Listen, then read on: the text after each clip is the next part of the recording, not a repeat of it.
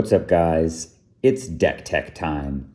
All right, the last time I did one of these was at least a couple years ago. I think probably for Brea, maybe for Nin, but it's been ages since I've done a deck tech, and I've been teasing a brand new deck that I've been co-developing with my good friend Nate Prodzik for some time, and have racked up a bunch of games online and felt that a proper deck tech with physical cards was long overdue. So without further ado, I would like to unveil our latest joint creation based around a, not a brand new commander actually, but a commander that I felt was revisiting and retuning based on new printings. That card is the grand unveil, Kes Dissident Mage.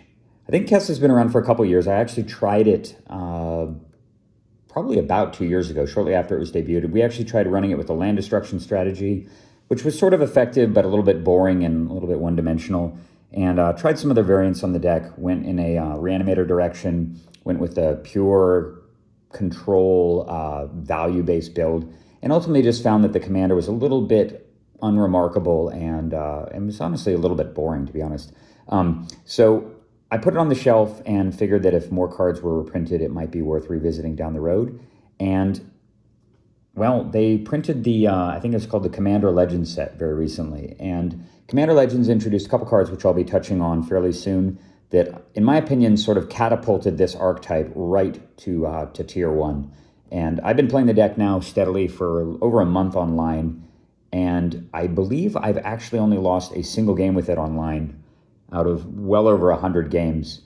And that actual loss was quite recent. The deck has just been destroying pretty much everything that I've put it up against, although it hasn't run the playtest gauntlet against my other stable of decks, but it's just an insane powerhouse. The commander's so strong, and its interaction with some of the new cards that were printed, and some of the old cards, of course, is just verges on degenerate. So without further ado, I'm going to jump right into the deck tech. Obviously, I've got lots of things to say about many of the cards in here, and these things tend to go on for a while, so I will get started.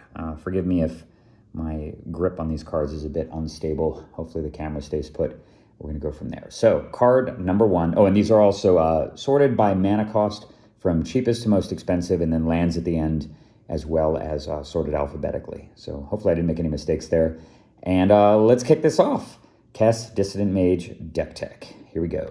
All right, so obviously the commander itself. Kes costs 4 mana total, 3/4 flyer. Already a really, really good stat line. It flies. It's black, so it's harder to kill. It's got 4 health. Just hard, very sort of sticky commander in general, and a lot of decks actually struggle to remove her. And she has the added ability, because she's a flyer, she can often cruise over defenders and kill planeswalkers, which is really, really important for kind of any control-based commander, as they're the hardest permanent type to really interact with. And, of course, her ability, in case people aren't familiar with it, during each one of your turns, you may cast an instant or sorcery card from your graveyard. If a card cast this way would be put into your graveyard, this turn exile it instead. So essentially, she kind of gives every card in your graveyard flashback. Obviously, you can only play those flashback. You can only play the cards on your turn, which is a pretty big limitation. Obviously, you can cast instants on your turn, so you can push things through using counter spells that are already in the graveyard. You can, of course, cast instants from the graveyard, and there's plenty of them in this deck. But primarily, her strength is really in recycling the really powerful sorceries. And there's tons of them in the deck. I'll be getting to all those and talking about them as we go. But there isn't really much else to say. There are so many cheap and powerful, plentiful instants and sorceries in this format that you'll often play Kess, and you'll not only be able to refill your hand, but you'll destroy your opponent's hand repeatedly, as well as just recycling lots of degenerate card drawing and creature and artifact destruction. Kind of does everything, and all in one slim, elegant package that attacks for 3 every turn, and is really not particularly expensive to deploy as well. With signets and stuff, it's really easy to get Kess out on turn 3, and sometimes with lucky draws, you can get her even faster than that. But the creature is just insane, and pairs so well with so many different tools that exist in the commander format. So Kess is going to go away, and we're going to jump into the spells. Might as well start with the best card in all of Commander, Mana Crypt, of course. I've talked about this card plenty at length. This is an auto-include in pretty much every deck that you're ever going to play in Commander if you're a serious Commander player. Unfortunately, they've kept the price of this card relatively stable by reprinting it periodically. It is just ubiquitous, auto-include powerhouse in every deck, and of course is a no-brainer in this one. Oops, jumped ahead a bit there.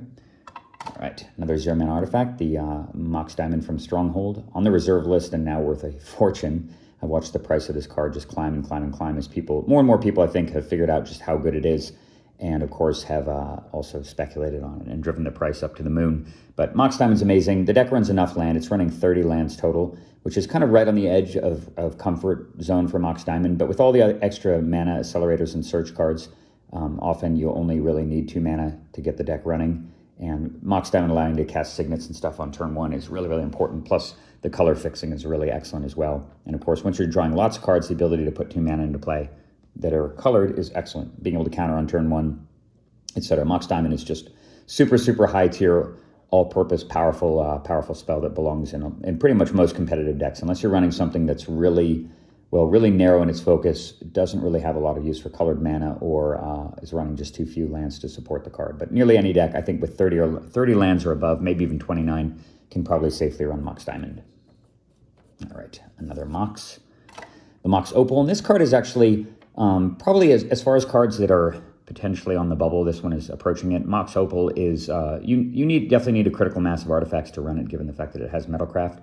But I've counted in the deck has 17 artifacts total, so that's something like a, what is that, a fifth of the deck? Or no, actually it's like a seventh of the deck is artifacts. And that I think is probably enough to justify the card. It's kind of right on the edge, and Mox Opal is definitely quite situational. You, of course, don't want to start with the card in your opening hand. It is an excellent card to fetch with Tezzeret the Seeker, though, often, because you usually have the Metalcraft going by then, and it doesn't cost anything to fetch it with Tezzeret, so you still got the critical 4 counters on him. And all around, Mox Opal is really, really good. It just enables a lot of degenerate growth starts. It makes growth starts even better. And in my opinion, the card is probably worth including for that reason. I actually find that I fetch this card quite a bit with Trinket Mage, particularly once the game's underway and you no longer need an abundance of colored mana. You just need, of colorless mana. You just need colored mana. All right, now on to the 1-mana spells. Brainstorm, obviously a super powerful card printed way back in Ice Age, restricted in Vintage. This card is another staple in any deck with blue in the format. You should always be running Brainstorm, no matter what your deck's theme or strategy is. The card is just amazing, particularly paired with all the tutoring effects and search and fetch lands. And of course, this deck has all of them, pretty much all the good ones. So Brainstorm is often analogous to just having a copy of Ancestral Recall in your deck in terms of effectiveness. And of course, with Kess, you can cast it twice in one turn. Cast it out of your hand, cast it immediately from the graveyard to do a double Brainstorm effect, plus 1 hand size, and filter tons of cards out, particularly around a fetch land. Love the interaction of being able to cast Brainstorm, put 2 relatively useless or situational cards back, extra land or whatever, and then reshuffle to fix your draw step. So amazing card. Cataxian Probe. This is a card that I really wanted to justify putting it in lots of decks. The effect is just so good. Having the reconnaissance ability to see what your opponent has in their hand at the start of the game is tremendous. And of course, you can cast it for 0, which makes it just straight up broken. The problem with Cataxian Probe is that it doesn't do quite enough in lots of other decks. I don't run it in decks like Zero or in the Pain Artist, mainly because I kind of trust my instincts to be able to figure out what stuff I need to counter without knowing what's in their hand. And of course, my strategies, particularly with decks like Nin, are to do a lot of mana denial. And of course, you don't really care what's in your opponent's hand when you know that they can only cast one thing and you can interact with it anyway. So Probe doesn't really have a place in I think all decks with blue, but it's amazing in this deck, of course. Not only do you get to see their hand, but then you can just play it immediately out of the graveyard on the turn that you play Kess to just draw a card and see their hand again. So I think that alone is enough to justify the card, and that's why I'm including it. Imperial Seal. Yes, this is the original Portal 3 Kingdoms one, and before the card got reprinted. And Imperial Seal, of course, another auto-include if you're running black in the format. It's just another copy of Vampiric Tutor. And again, having incredibly powerful sorceries to play in conjunction with Kess is a vital way to make the deck run.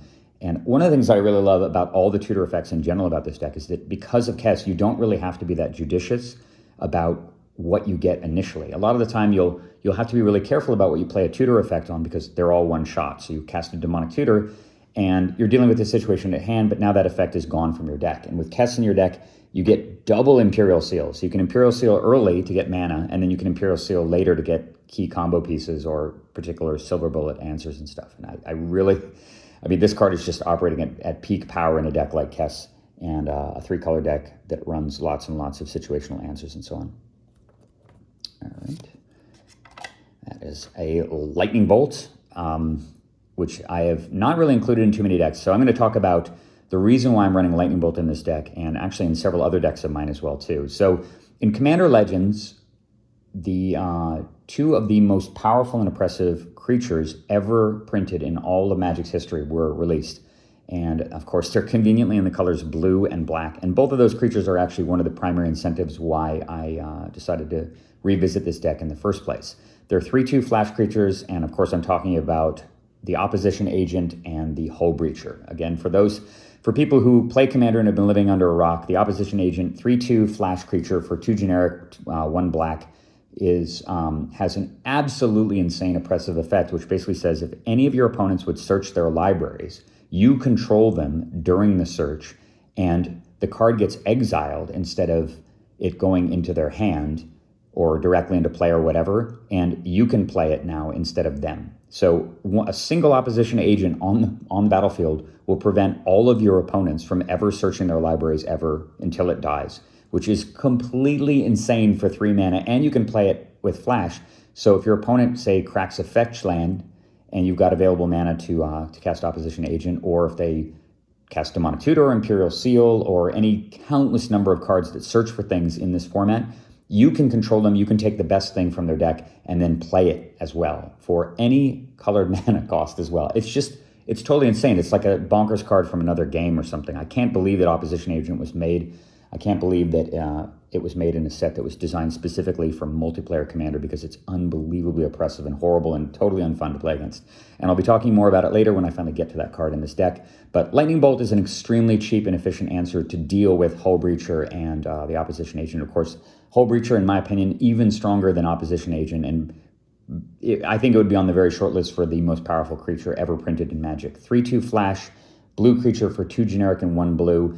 And it says whenever any opponent would draw a card other than the very first card in their draw step, so not the first card of turn, any card outside of the first draw step card, instead of drawing that card, you, the controller of the Hull Breacher, gets a treasure token, which is basically a Lotus Petal. It's a 0 casting cost artifact. Actually, it may not even have a casting cost, but it's a token, a treasure token that you can sacrifice for a mana of any color. Completely and utterly insane, considering the fact that one of the things that everybody enjoys doing in Commander format is drawing extra cards, and that's actually the way that so many decks in the format are able to actually get a foothold in the game. It's the primary strategy of probably a good third or to a half of all of the good and competitive Commanders in the format. And a single Hull Breacher on the table from one person means that nobody ever, until the creature goes away, gets to draw extra cards. And in fact, not only do they not get to draw extra cards, like the way that Narset prevents people from drawing extra cards, but the controller of the Hull Breacher actually gets mana as well. Can you imagine your opponent casts a Brainstorm or something, and you cast a Hull Breacher in response? They wind up they stunted growth themselves. They take 2 cards from their hand and put them on top of their library, and you put a Black Lotus into play. Completely utter madness. And at least Lightning Bolt gives you some interaction with that. I'm playing a ton of other cards in this deck to deal specifically with those 2 threats, but this is the most powerful and efficient one that's universally excellent against both of them. And of course, it has extra reach against plenty of other creatures in the format, including early mana producers and stuff. So I think the presence of those 2 creatures in the format has really elevated Lightning Bolt up to tier 1 status, and I'm happy to be playing with it. All right, Mana Vaults. Of course, this is another one of the most impactful and powerful cards in the format. I would probably put Mana Vault in the top 5 for all the most powerful cards in all of Commander. If I would ever create a top 5 of cards in all of Commander list, it would be, of course, Mana Crypt number 1, Soul Ring number 2, probably Winter Orb number 3, Mana Vault number 4 maybe. There's a few other insane cards. Obviously, Mana Drain is ridiculous. Mind Twist is insane. But in terms of things that just accelerate you and allow you to do totally unfair things, Mana Vault is just way, way, way too good not to use. And I pretty much run this in every deck too, regardless of theme or function. And there isn't really much else to say about it. The damage is hardly relevant, given the fact that you have 40 life.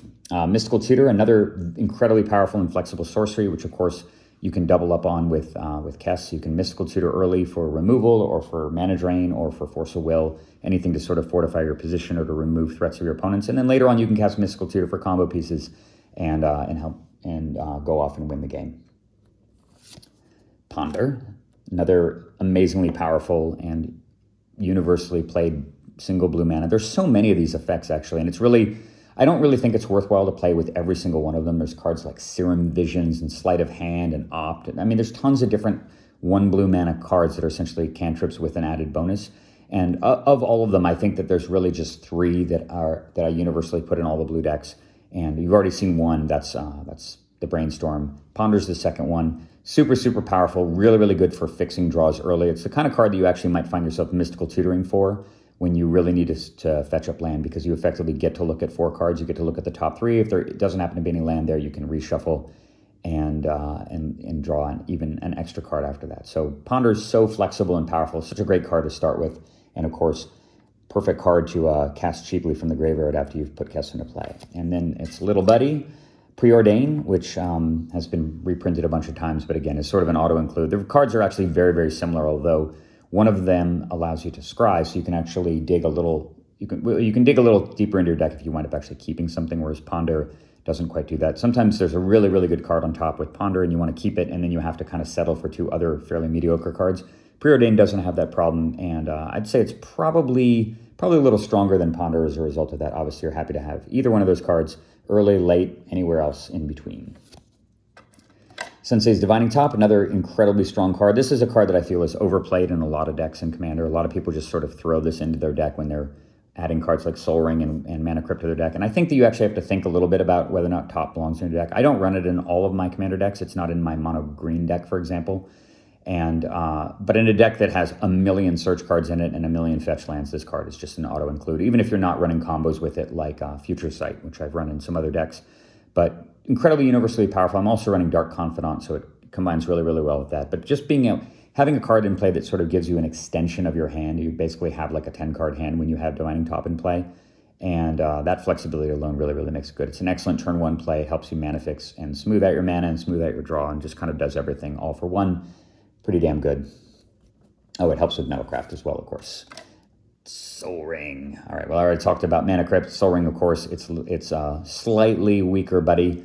Number 2 strongest card in all of Commander, and pretty much one of those cards you just want to have in your opening hand. It's the card you get second most often with Trinket Mage. I often find that I'll fetch Mana Crypt most of the time anyway, and there's situations where you do want to get Soul Ring over Mana Crypt, but it's rare given when you have an opportunity to fetch for them, mainly because the damage doesn't matter, and that extra 1 mana flexibility can often make the difference between being able to counterspell on the turn you play the extra artifact or not. So always be thinking about that. Don't just always get Soul Ring right away if you have the option to go get Mana Crypt instead. Spell Pierce, a phenomenal 1 blue mana interactive counterspell that stops Planeswalkers extremely well. There are a bunch of different Planeswalker commanders now running around, old ones like Duretti, and then there's this new one. There's like a 5 mana black commander that makes thralls that you can sack to draw extra cards. Really nightmares to deal with, honestly. So having Spell Pierce gives you the ability to not only stop 3, 4, being able to stop things like Jace the Mind Sculptor, and of course Teferi, the 3 mana guy, and the Narset, the 3 mana Narset as well. All those Planeswalkers, Spell Pierce stops pretty cold, and of course allows you to win Counter War sometimes, and allows you to stop both turn 1 Mana Crypt and turn 1 Soul Ring. And that flexibility alone makes this card phenomenal. I'm a huge fan of it, and I play it in nearly all of my decks with blue. Thoughtseize. This is actually the only discard spell that I'm running, or single hand discard spell that I'm currently running. I've given some thought. Of course, you notice that I've already passed the D section of the 1 mana spells, but Duress I think is really, really strong as well. I just feel that Thoughtseiz's flexibility just puts it over the top relative to those 2 effects, and I think you could definitely make a case for running Duress as well, because if you go first, it allows you to take mana artifacts out of your opponent's hand, and of course also see their hand as well.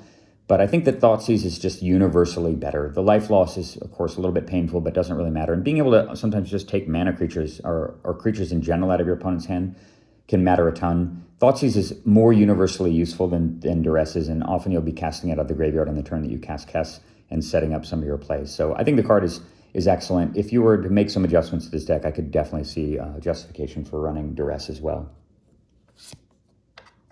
Vampiric Tutor, it's basically just instant speed, Imperial Seal.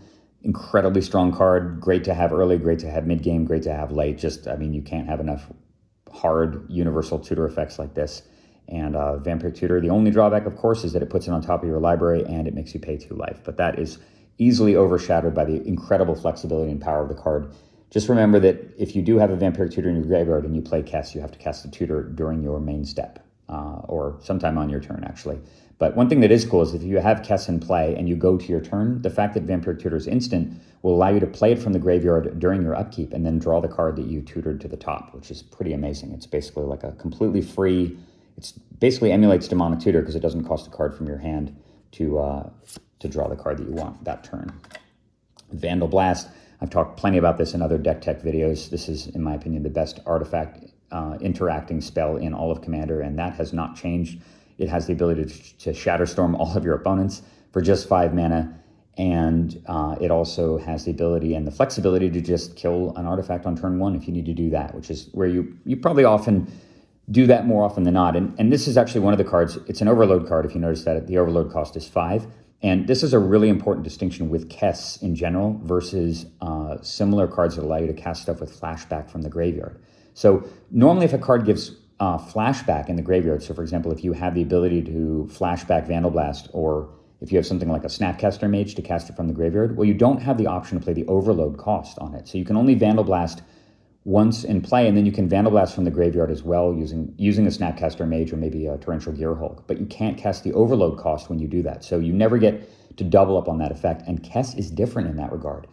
Kess allows you to play overload cards from the graveyard for their overload cost, which is completely incredible. So you actually can get 2 uses out of Vandal Blast's overload cost without having to actually regrow it, which is tremendous, because most of the time when people get Vandal Blasted, or I certainly have this mentality myself, if I know that Vandal Blast is in their graveyard, I know that the rest of my artifacts, my mass artifacts, are usually safe. And with Kess running around, that is not the case. And I've done plenty of games where I've actually cast the overloaded Vandal Blast multiple times in a game and blown my opponent out with it multiple times. So love this card, of course. It's one of my favorite red cards in all of Commander and sort of one of my favorite cards in the format in general. All right, we moved on to the 2-mana spells, and up pops Abrade. So Abrade printed fairly recently. I completely love this card. I just love modal, flexible cards in general. And as far as, and this seems to be a trend in Magic design a lot lately, actually, are modal spells. There's tons of them coming up in the set that's right around the corner. And the charms, of course, were some of the first ones. And there's a whole bunch of different charms that do modal things. And Abrade is just incredible. Both of those abilities are great. Deal 3 damage to a target creature or destroy a target artifact. You'd be surprised how often you're doing the 3 damage to a creature thing, just using it as basically a creature-based incinerate. And because of Kess, again, you can often you can Abrade something relatively inconsequential early, knowing that you've got access to the Abrade later to kill a big artifact or something. And keep in mind, right, as far as dealing 3 damage to creatures, I talked before about Opposition Agent and about Hull Breacher, and Abrade kills both of them. So alongside Lightning Bolt, this card gives you the ability to interact with your opponent's flash creatures a lot better, and is one of the best red cards in the format. All right, Arcane Signet. They finally reprinted this card after a little while, so it's like running amok and much cheaper. In fact, this card might even be 2DH legal. I'm not positive about that, but it wouldn't surprise me with a couple more printings if it becomes a card that's legal in the 2DH format, the $2 Highlander format. But of course, automatic include in any deck that's probably running really any colors at all. I don't actually run this in Omnath because I'm running a million green accelerators in the form of creatures. But pretty much any deck, even if it's monocolor, is going to want to run Arcane Signet. And of course, a deck that's running 3 colors with a 4-mana commander, this is one of the very first cards you're going to be putting in your deck. It's just universally excellent. Speaking of universally excellent, Copy Artifact. This card allows you to piggyback on your opponent's fast starts. Of course, it allows you to copy plenty of very, very beefy and powerful artifacts in this deck. Love Copy Artifact. Its flexibility is incredible, and it's so cheap to play, too. You can muddle the mixture for it sometimes if you really, really need to be able to copy something in an emergency situation. And sometimes you're copying something really, really big and doing gross degenerate things like copying a Gilded Lotus and actually generating mana with the copy. Pretty disgusting, and absolutely one of the best blue cards, period, in all of Commander. Speaking of another amazingly universally great blue card, the ubiquitous Counterspell. I don't really need to talk too much about this, other than the fact that it's an instant, and one of Kess's only weaknesses is the fact that if you have your graveyard overloaded with a bunch of counter spells, you're not really able to utilize the commander very much if you're doing anything on your opponent's turn. So that's the one tiny drawback of Kess. But of course, if you do have counterspell sitting in the graveyard and you want to cast something on your turn and your opponent tries to do something, you can use the counterspell from the graveyard to counter back and actually utilizes Kess's ability. So even though you don't normally think of using Kess to cast counterspells, don't ever discount the fact that when that opportunity may arise. All right, second Overload card. Rift is probably one of the cards that's kind of on the bubble in this deck, just because it's not that really conducive to its overall strategy. The Kess deck, despite being Grixis and being a pretty slow and controlling deck, doesn't really have the kind of long hang around and eventually Cyclonic Rift the opponent and do something strategy very much. I mean, it does come into play. I do find myself doing that from time to time, but I really like the card just as a flexible bounce spell. You can use Cyclonic Rift early for tempo reasons, particularly if you need to Thoughtseize somebody or counterspell something that's problematic when it comes back out. It allows you to reset your opponent's planeswalkers.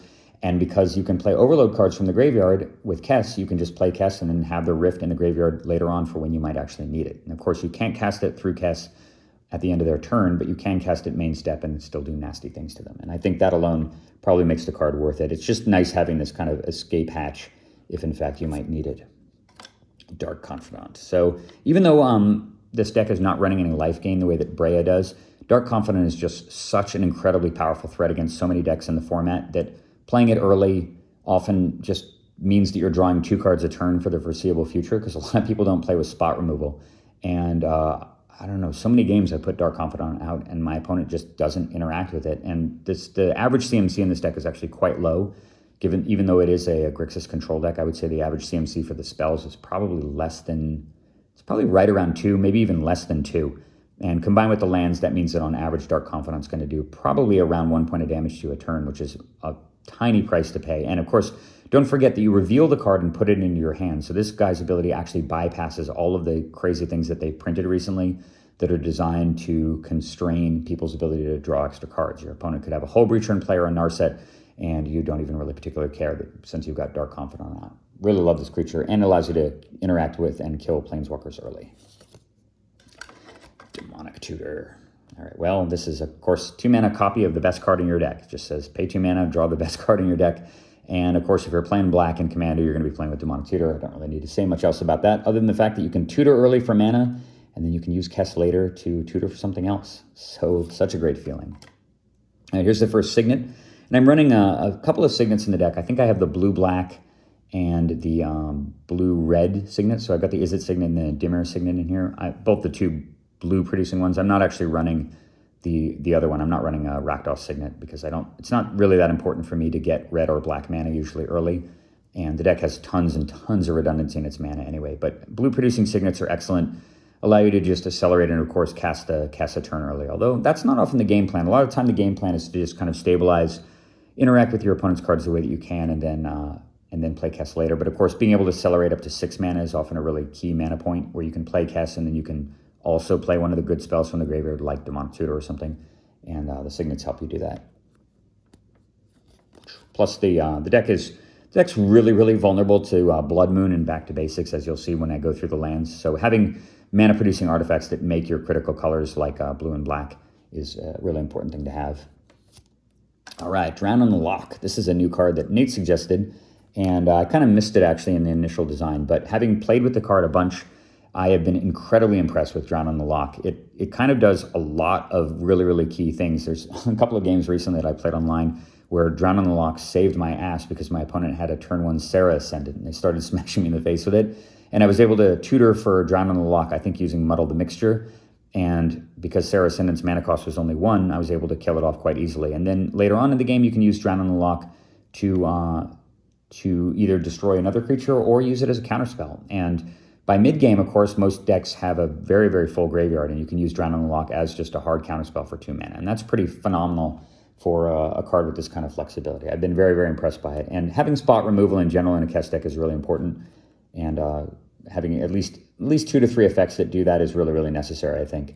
So Drown on the Lock does that quite well. And speaking of spot removal, this is the latest addition to the deck, actually. I think I didn't even know about this card. This card was completely off my radar, but I had somebody play it against me, and I had to read it twice. I was like, wait, what? A black spell that actually destroys enchantments? Destroy target creature or enchantment opponent controls. There are, I think, a few other cards that have been printed in black that allow you to interact with enchantments, but this is the first one, to the best of my knowledge, that just directly deals with enchantments in a way, in a completely direct way. I mean, they've made like Dystopia back in Alliances, which could kill green and white enchantments, and people actually used it for that to kill cards like Land Tax and Sylvan Library. But Feed the Swarm just says, oh, you have a Sylvan Library on turn 2, I'm just going to destroy that. Or you've got a Treachery on my guy, I'm just going to destroy that. And sure, you have to pay life, but you've got 40 life to work with in Commander.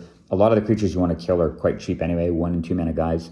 So Feed the Swarm, phenomenal card. You can use it to kill 2 creatures, of course. And again, you kind of want a critical mass of spot removal in the deck so that you have that kind of interaction. You have the ability to kill a problematic thing that would otherwise end the game for you. And of course, it is limited as far as black removal is concerned. It's not a card like Terminate, which is instant speed. But again, because Kess is primarily interested in casting sorceries out of the graveyard, the fact that Feed the Swarm is a sorcery doesn't really hurt it. So this card is very, very impressive. I am quite happy to have it in the deck, and just really, really neat to have that effect, particularly because Grixis is just awful at dealing with enchantments otherwise. Grim Monolith. Definitely another super powerhouse in the format. It's not as good as Mana Vault, but it also, of course, has less of a negative downside. And yeah, not too much else to say. There isn't a ton of stuff in this deck. It's fairly cheap. There isn't a ton of things to ramp to. And that's why I'm not running a card like a Worn Power Stone, which I would run in some other big mana decks. This isn't really a big mana deck, even though it has quite a few artifacts. I think it has 17, as I mentioned before. But Grim Monolith is good enough. It allows you to power out cards like Tezzeret the Seeker, Jace the Mind Sculptor, cards like Treachery, and cast big Mind Twists and stuff, as well as fuel some of the other spells in the deck. And I think that alone allows you to justify including the deck. It also is very, very good for offsetting commander attacks if your opponent is able to, or if your opponents are able to kill or destroy the Kess a couple of times. Impulse. This is a card that I think is, I mean, Nate and I put this in pretty much every single blue deck that we play, and it's shocking to me how seldom I have opponents actually cast Impulse against me. I could probably count on maybe just 2 hands in all of my time playing online that I've had opponents play Impulse. It's weird. It's just like people don't even know that this card exists, maybe because it was printed way back in Visions, although I think it's been reprinted a number of times. But of course, with Kess, it's phenomenal. You can play it early to go get land, and you can play it later on to go get important pieces and stuff. Just universally awesome. I love Impulse. One of my favorite blue cards.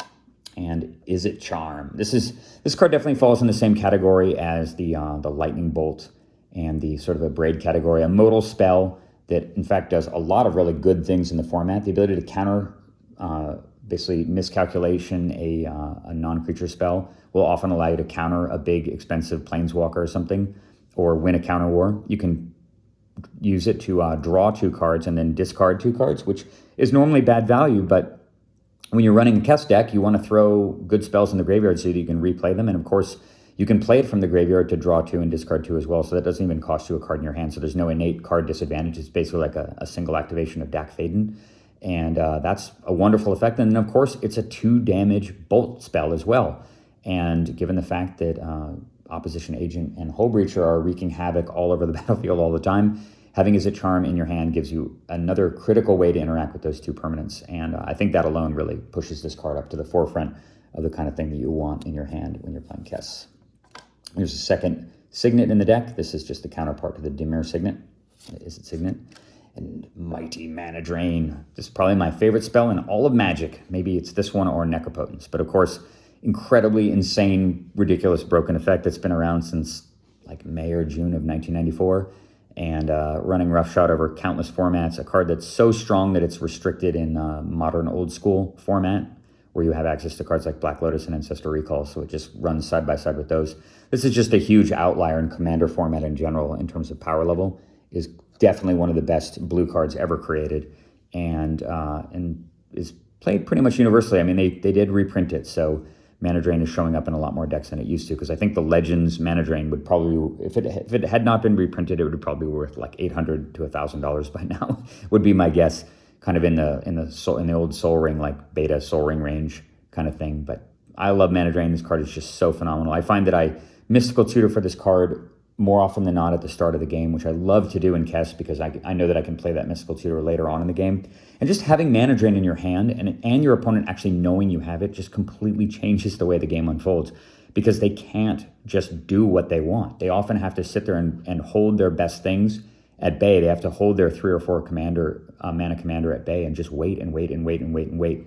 So the Mana Drain not only has the ability to just break your opponent's back when you play it, but it has the ability to just basically choke them out without them even playing anything. And that is insane for 2 blue mana. What an insane spell. I love Mana Drain. So great. Mana Leak. introduced in Stronghold, and again, universally powerful. That cheap casting cost, 1 blue and 1 generic. The fact that it makes your opponent pay 3 more mana means that you should be playing it in pretty much any deck with blue, unless you're just totally against using counter spells. And surprisingly effective at countering nearly everything and winning counter wars. You can just pay attention to your opponent's mana when they're stuck at, or they're sitting on 2, 3, even 4 mana. Having a mana leak in your hand is just as good as having a hard counter. And I love being able to kind of use it in a stealthy way, where I've got something like a fetch land and a wasteland sitting in play or something, and my opponent walks their best spell into my mana base thinking that I don't have a way to counter it, and I've got mana leak at the ready, and the spell goes away.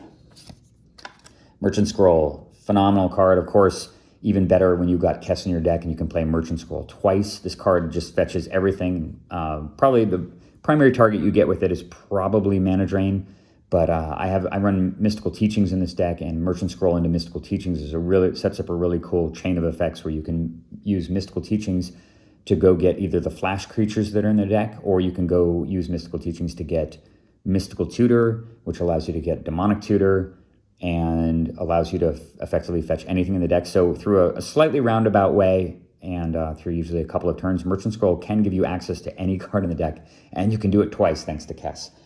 Best card in Homelands by a million miles.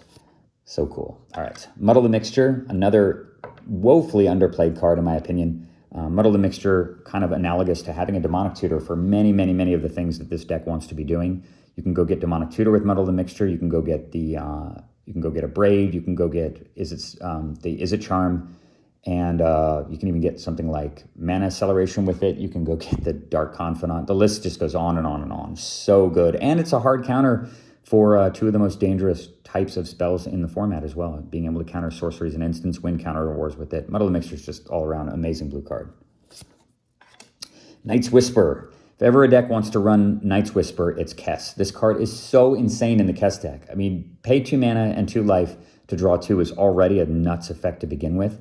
But casting this card from the graveyard is ludicrous. It's basically Ancestral Recall for a black and 1 and 2, because while Ancestral Recall lets you draw 3 cards, you actually lose the Ancestral from your hand, so it's actually only +2 hand size when you cast Ancestral Recall, and Night's Whisper from the graveyard is +2 hand size. So basically, it's a 2-mana Ancestral Recall from the graveyard when you have Kess in play. That is bonkers. This card is unbelievably strong. It's so good to have at the beginning of the game as long as you have mana to cast it. And your opponents generally will not counter it either. It just feels bad countering Night's Whisper, even though the effect is so powerful. It smooths your deck out, smooths your mana. Certainly one of the strongest early plays that this deck has access to. Remand. Such an amazing counterspell. I love Remand. You can do so many cool things with it. Obviously, it gives you incredible tempo early. It's the kind of card that you can keep a 2-mana draw with when you have Remand, because not only does it give you early interactivity, but it also gives you the ability to dig further into your deck to try to get extra land drops. And that can sometimes make the difference between winning and losing the game. And don't forget, of course, that Remand also does sneaky things with the stack. You can actually use it in some cases to gain card advantage, particularly when you're using it to push through one of your, or to help sort of push through one of your own spells. But it'll be something like, imagine you cast Night's Whisper for 2 mana and you've got 2 mana available, and your opponent casts a counter spell to try to stop the Night's Whisper. Well, you cast Remand and you target your own Night's Whisper, and your opponent's counterspell fizzles. The Night's Whisper comes back to your hand, so it's not countered, and you draw a card off the Remand. So you actually effectively stop, you counterspell their thing, and you draw a card, which is just totally insane. They don't get the card back because they don't get their counterspell back because it went to the graveyard. You get your spell back, and you can just play it again the next turn. So never forget that you can use Remand in that way, and its flexibility and just tempo and cheap cost just makes it one of the best counterspells in Commander. All right, this is another Kess-worthy inclusion. You can see M21s. This is a brand new card printed, and I think actually, I don't remember if this was like the primary incentive for revisiting this deck, but this was definitely one of the reasons for revisiting the Kess deck. You read it. A lot of people don't even know what this card does. I've played it a bunch online, and I've actually had my opponents pause and read it and wonder what it does. But look at the top 3 cards of your library. You may put one of those cards into your hand and the rest on the bottom of your library in any order. So it's basically like that card Anticipate, only at sorcery speed, which of course looks horrible by comparison because Anticipate is instant and See the Truth is not. And I'm not running Anticipate, so why would I run See the Truth? Well, it's the second part of the card. If this spell was cast from anywhere other than your hand, put each of those cards into your hand instead. Yes, that's right. If you play See the Truth from the graveyard with Kess, you get to keep all 3 cards for 2 mana. It is 2 mana. Put the top 3 cards of your library into your hand. You don't even draw them. So it's immune to the oppressive anti-draw effects in the format. And I find that I tutor for See the Truth more often than almost any other card in the deck now. It's nuts. You play it early, you get a land or whatever, you play Kess, and then you cast See the Truth, and you get 3 cards extra into your hand. So across the 2 castings of the card for 4 mana, you put 4 of the top 6 cards in your library into your hand, and 2 of the worst cards onto the bottom. And that is just an absolutely nutso effect. And the fact that you can split it up between multiple turns makes the card just that more effective. It's unbelievably strong, although there's one small caveat. If you're playing Magic Online and you're trying to play Kess and you cast See the Truth, I actually had this happen in a game a couple of weeks ago. I was playing against a guy, and I played See the Truth early, and then I played Kess, and then I cast See the Truth again. The game proceeded, and a couple turns later, I cast Demonic Tutor because I was ready to combo him out. And I go looking for my deck for the Hull Breacher. I'm looking, and I can't find it anywhere. And I'm thinking, what the hell happened? Where did Hull Breacher go? And I checked the exile pile, and I confirmed that it's not there. And I asked him, I said, hey, did I cast Hull Breacher? Like, did it just disappear? What the hell's going on? He had no recollection of it. And I counted back the number of cards in my library, the cards I had in my hand, the cards in play, and realized that my deck was only 96 cards, not 99 like it should have been. And among those 3 missing cards that had been just disintegrated into oblivion was the Hull Breacher that I was looking for. So the game ended. Fortunately, I didn't need the Hull Breacher to win because I was already in a commanding position. But I went back and just did a solitaire game, and I was able to actually recreate the bug. And the bug was basically that when you cast See the Truth the first time, it operates properly. But when you play it from the graveyard, for some inexplicable reason in coding, you get 3 cards into your hand, but 3 random cards, which I assume are either the top 3 cards of your deck or the 3 cards underneath the 3 that you looked at, are not just exiled, but just literally gone from your deck forever, at least until the game is over. So in the aftermath of having that happen, I went and I submitted a bug report and assumed that it would be fixed or patched in a later version. But I actually tested this online a couple of days ago, and it was still doing the same thing. So for all I know, Wizards of the Coast miserable curation of Magic Online is continuing, and it may be bugged for the foreseeable future. I'll probably submit another bug report or maybe just call them up or something. But you don't have to worry about that when you play live. Of course, See the Truth, totally insane card in this deck. One of the strongest spells overall, and one of the cards you should definitely consider tutoring for, either with the Muddle the Mixture or with one of the copious blue and black tutors in the deck to go get right away. Talisman of Creativity. Talismans are just amazing, and of course I'm running all the blue-producing talismans, the Talisman of Creativity and its twin, the Talisman of Dominance. I was so happy that they printed these off-color or enemy color talismans after so much time spent waiting for those things to appear, kind of like the Snowland enemy fetchable series that was just printed in Kaldheim, which since is the first time that they've printed any enemy fetchable since they printed the Steam Vent series for the first time, like the Shockland series, and I think that was like 2007 or something. Unbelievable that it took that long, and who would have ever guessed that when enemy Shocklands finally, or enemy fetchables, enemy color fetchables of just 2 colors finally reappeared, that they would be coming to play tapped Snowlands at common. Really, really bizarre. That's a story for another day. But of course, Talisman of Dominance and Talisman of Creativity both belong in the deck because you want to be able to accelerate to Kess. This Thieving Skydiver. I've talked about this guy a little bit in some videos online. It's the first time I'm addressing it in paper. Thieving Skydiver, what an amazing card this is. I was so glad to see this printed because, I mean, obviously blue's not good enough in Commander. You need more ways to deal with artifacts. But truthfully, one of blue's biggest weaknesses as a color is that you are very vulnerable to fast artifact starts, particularly ones that involve Mana Crypt, Soul Ring, and Mana Vault. And then, of course, the 2 mana signets as well can be problematic. And Thieving Skydiver, for a very cheap cost, for 3 mana, you can steal Soul Ring, Mana Crypt, or Mana Vault. And you have a 2/1 flyer in addition to that. Just totally incredible card. It feels so good to have Thieving Skydiver in your opening hand, knowing that if your opponent does get one of those rampy cards, you can just swipe it. And in a multiplayer game, the strength of this card only goes up because there's almost always going to be a good target for it.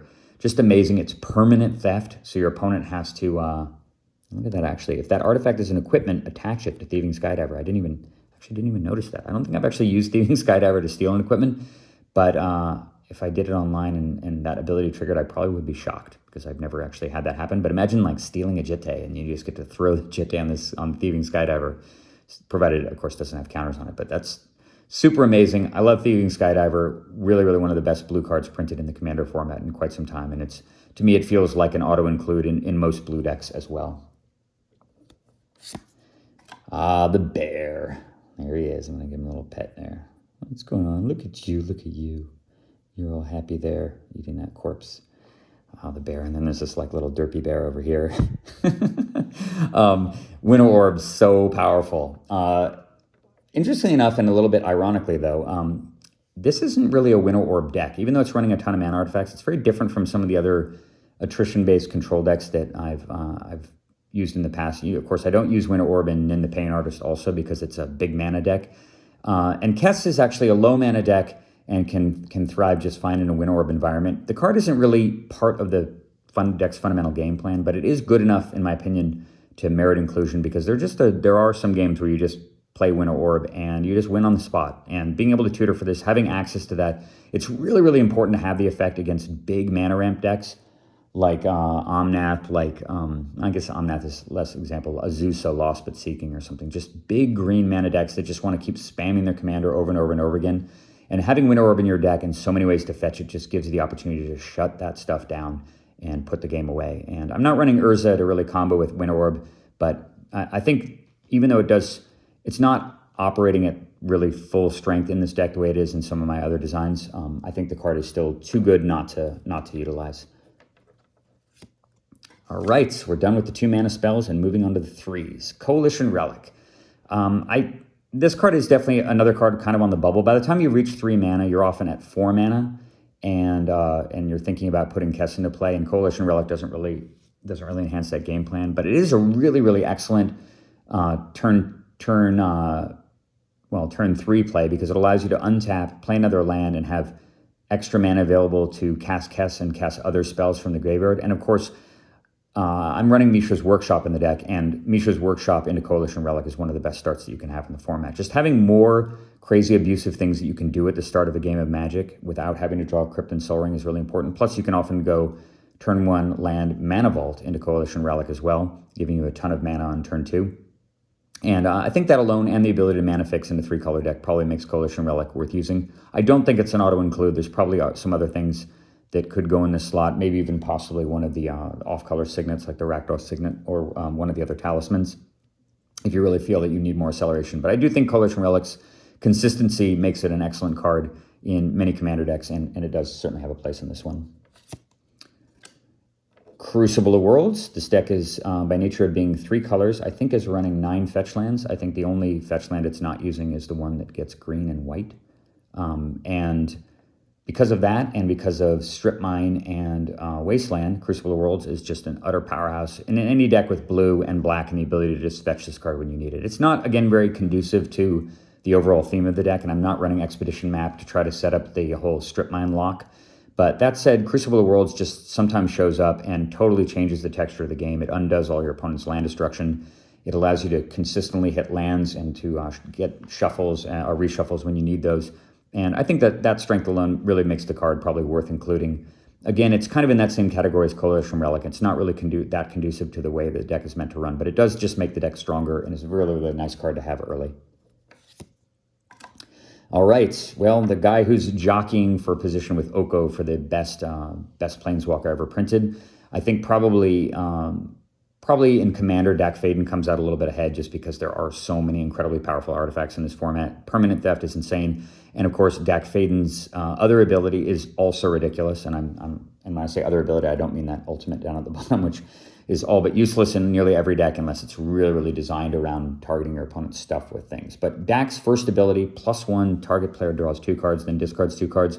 So good to smooth out your draw, to fill the graveyard with juicy sorceries and instants to cast off of Kess. And of course, if you have any one of those anti-draw oppressive effects in play, it's funny how I just keep talking about Hull Breacher over and over again without even getting to it yet, but we're close. Look, we're in the D's of the 3 drops, so Hull Breacher's coming up real soon. But if you have Hull Breacher in play, or you have Narset in play, or anything else that prevents your opponent from drawing cards, and of course Hull Breacher may be the the best version of that at all, although there are plenty of other ones. Imagine having Dak Fayden in play. You target your opponent with the ability, and they go, oh, well, I can't draw 2, so I have to just discard 2 cards of my choice from your hand. You get a double Disrupting Scepter effect for 0 mana, and actually +1 loyalty, and you generate 2/3 of a Black Lotus for +1 loyalty. Absolutely insane interaction, and it just gets more disgusting with some of the other interactions. Like imagine having Dak Fayden in play with Notion Thief. Your opponent fails to draw 2, they have to discard 2, and you draw 2 instead. Utterly disgusting, completely unfair and oppressive, and of course, that's in addition to the ridiculous permanent artifact theft ability for -2 loyalty, where he still sticks around and play. Dak Fayden is so strong. It's one of the absolute most powerful cards in all of Commander, and certainly the most powerful hybrid blue-red, or I guess not hybrid, dual color identity blue-red card in the format. Just ridiculous. Best Planeswalker ever printed, in my opinion. Even better than Oko. Fierce Guardianship. In the direction of crazy power creep in Magic over the last couple of years, they printed this card. And yeah, being able to play Kess, and you have access to a free negate from that point onward, as long as Kess remains in play, allows you to protect the commander, allows you to push through things you're playing from the graveyard, allows you to push through the combo, just gives you extra security. It's such an obnoxious card to play against because you can never, ever account for it. And they can have 1 card in their hand and their commander in play, and they can stop one of the most powerful things you might try to play, like a Planeswalker. Really, really obnoxious, but of course, you got to fight fire with fire, and that's, of course, why I'm running the Fierce Guardianship. In the same vein of overpowered, insane, interactive things that they printed recently, there's Force of Negation. Another way to stop turn 1 Crypt and Soul Ring, which is so important in the format. And, of course, don't forget about the fact, well, there's two important parts of this card that people actually do forget. I had this happen myself. Don't forget that you can't use the pitch effect on your turn. And I remember trying to push through, I think I cast a Tezzeret or something, and my opponent counterspelled it. And I clicked on the Force of Negation in my hand and waited for it to ask me what blue card I wanted to discard, and nothing happened. And I clicked again, nothing happened. At which point I asked my opponent, hey, is Force of Negation bugged? It's not doing anything. And then I think he said something like, read the card. And I read the card and went, oh, that's right, it's on your opponent's turn. But of course, on your opponent's turn, they do a million nasty things that you want to negate, and it does exile the target from the game as well, which can be incredibly important, particularly in a deck like this one, for reasons you will soon see. But Force of Negation is amazing, and in a pinch, it's just a negate with 1 extra blue mana attached to it, and that also makes it fantastic. You can often just hard counter it and use it to stop something nasty. So love Force of Negation. Really, really good card to start the game with, so you can stop the dreaded Crypt and Soul Ring. Oh, what's that? See the H? See the U? Hull Breacher. Here we go. There he is, the big bad merfolk. Wow. When I saw this card, I literally could not believe that it was a real thing. I could not believe that the R&D team, whoever came up with the design for this, could create a creature this absurd and ridiculous in Magic, much less in a format that's designed to be casual and fun, where people sit around and have a good time and draw lots of extra cards. I cannot believe that Hull Breacher was printed. If I was on the Commander Rules Committee, I would have issued a preemptive ban of this card for the health of the format. The fact that Hull Breacher is legal in Commander and cards like Sylvan Primordial are banned and Biorhythm makes absolutely no sense. It gives me the feeling that the Commander Rules Committee hasn't convened in like 5 years.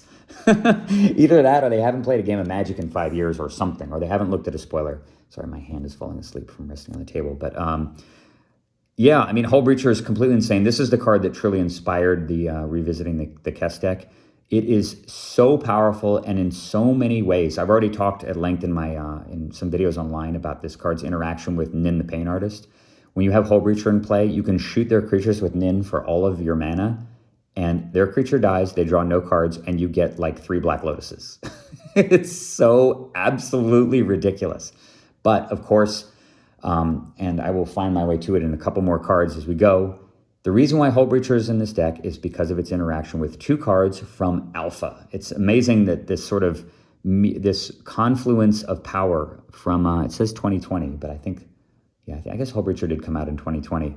You have to span more than 27 years of Magic design to see the ultimate confluence of degenerate interaction. The interaction of the 2 cards from Alpha, Wheel of Fortune and Time Twister, with Hull Breacher. So picture this scenario if you haven't seen it already.